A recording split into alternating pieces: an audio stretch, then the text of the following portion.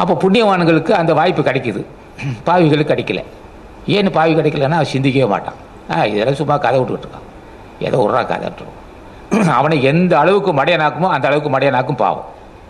அந்த பாவம் என்ன செய்யும்? பொல்லாத காமத்தை உண்டாக்கும், பொருள்வெறி உண்டாக்கும், யானை என்ற கர்வத்தை உண்டாக்கும்.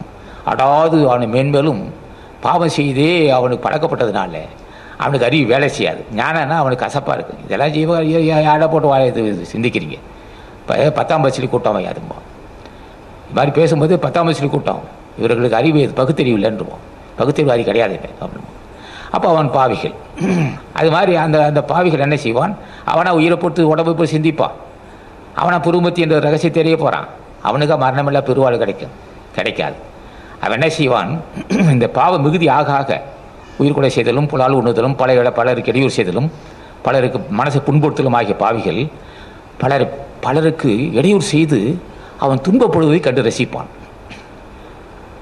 பலருக்கு இடையூறு செய்வான், பலருக்கு இடையூறு செய்து கண்ணீர் விடுவதை கண்டு மகிழ்ச்சி அடைவான்.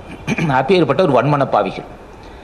என்ன ஐயா ஒரு மனிதன், ஐயோ பாவம், ஏன் ஐயா என்ன, ஏன் அழுகுற, என்ன காரணம் அப்படின்னு கேட்பான். இவன் அவனை துன்பப்படுத்திட்டு அவன் அல்லல் படுவதை கண்டு மகிழ்ச்சி அடைவான். காயப்படுத்துவான், ரத்தம் சிந்தும், ரத்தம் சிந்து கண்டு மகிழ்ச்சி அடைவான். அவன் கண்ணீர் சிந்தினாலே புண்ணியவான்கள் ஐயோ என்ன காரணமாக ஏன் அழுகுறான்னு கேட்பான்.